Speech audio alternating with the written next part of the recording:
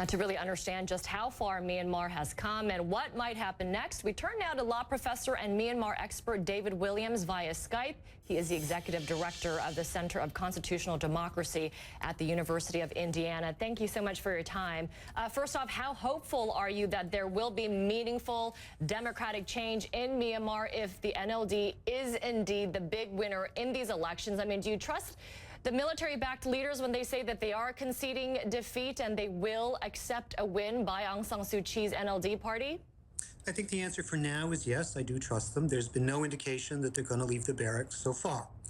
Now, one of the things that's going to be on the NLD's agenda is they're going to move against the military's power, because the military has far too much power under the current constitution.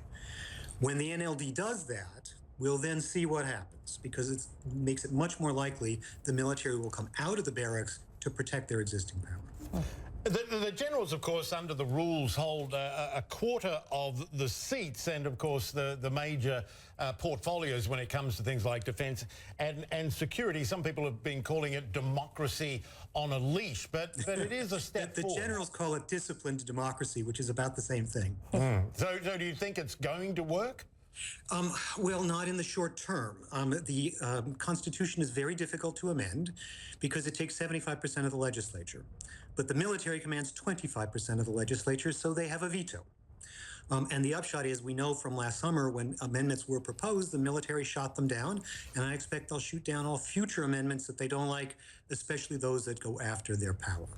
So we're still waiting, I think, to see what'll happen. And if the NLD indeed is the winner, as Aung San Suu Kyi is claiming, and as all signs are pointing to, how much party do you think that she will actually wield?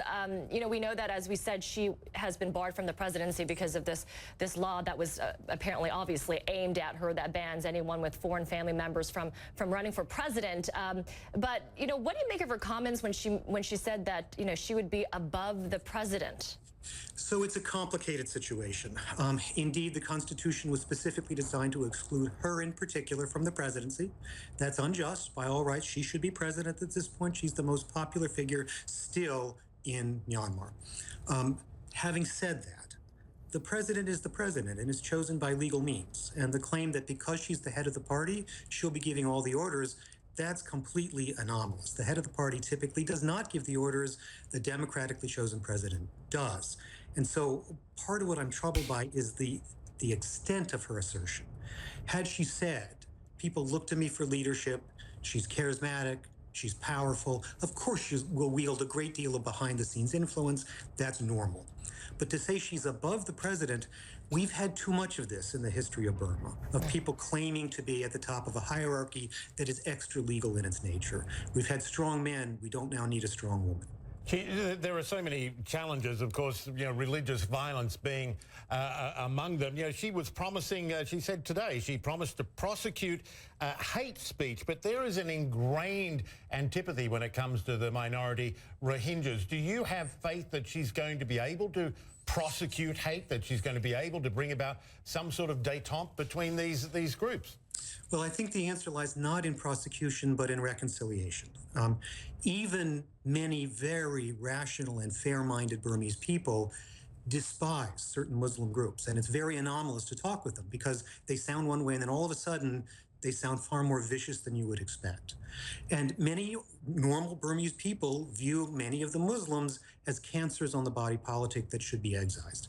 Now, unless and until you get at that attitude, you're not going to see real change in this respect. Now, she can lead because she's a powerful cultural leader, and what we need here is culture change. And just quickly, you were there recently. When you talk about change, you know, a lot has changed over the past, 4 years. You know, Myanmar has emerged from its isolation. Some of those international sanctions have eased. But tell us a little bit about your visit and what you saw is different now. Well, so the first thing was that I was able to visit. For many years, I was on the blacklist. I've now been legally inside Rangoon 3 times. That's a huge thing. I was allowed to move around. I know I was followed by military intelligence, but still, the outgoing regime hated me and condemned me by name in the new light of Myanmar. So that very sense of freedom is gigantic. But the other thing that I was doing there was to meet with the leaders of the ethnic armed organizations. Burma is still in the midst of a civil war. There's been no real progress towards this. We are now, we hope, moving towards a political dialogue. But the whole cause of the military takeover was the ethnically based civil war. And unless and until the leaders start to make concessions to the ethnic minorities to give them the kind of federalism that they want and deserve, we're going to see that war go on. Burma will be inherently unstable. All right, David Williams, Executive Director for the Center for Constitutional Democracy at Indiana University. Appreciate your perspective. Thank you for your time. Thank you for having me.